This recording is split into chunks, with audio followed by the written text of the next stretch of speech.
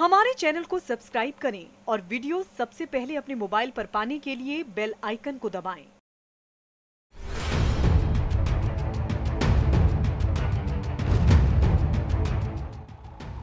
प्रवासी मजदूरों की दुर्दशा के लिए कांग्रेस जिम्मेदार।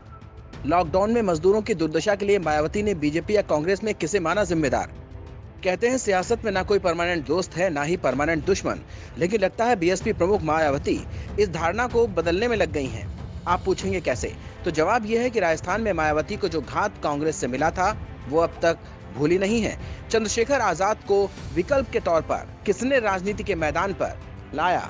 मायावती को कहीं ना कहीं लगता है कि कांग्रेस उनकी बीएसपी के अस्तित्व को मिटाने में जुट गई है। शायद इसलिए कांग्रेस बीएसपी प्रमुख मायावती के लिए अब भी दुश्मन नंबर 1 है। शायद इसीलिए बीएसपी प्रमुख मायावती ने ना तो कांग्रेस अध्यक्ष सोनिया गांधी द्वारा विपक्ष की बुलाई गई बैठक में हिस्सा लिया और अब लॉकडाउन में गरीब और मजदूरों की त्राहिमाम वाली स्थिति के लिए कांग्रेस को जिम्मेदार मान रही हैं।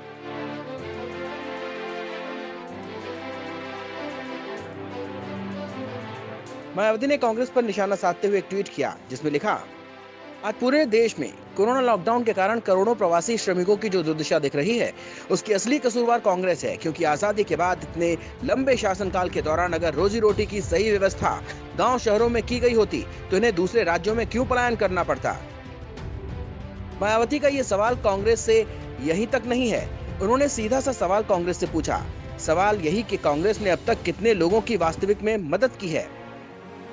मायावती कहती है कि वैसे ही वर्तमान में कांग्रेसी नेता द्वारा लॉकडाउन त्रासदी के शिकार कुछ श्रमिकों के दुख दर्द बांटने संबंधी जो वीडियो दिखाया जा रहा है वह हमदर्दी वाला कम और नाटक वाला ज्यादा लगता है। कांग्रेस अगर यह बताती है कि उसने उनसे मिलते समय कितने लोगों की वास्तविक मदद की है तो बेहतर होता।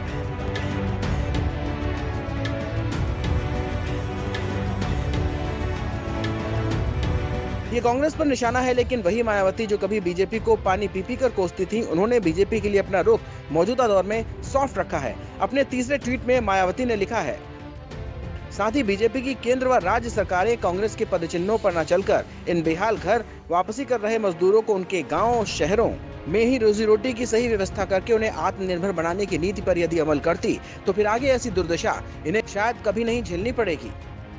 ऐसे में सवाल उठता है कि कांग्रेस के लिए मायावती तल क्यों? सत्ता पक्ष यानी बीजेपी के प्रति इस रुख के पीछे क्या रणनीति है? क्या मायावती अरविंद केजरीवाल की राह पर चल पड़ी हैं?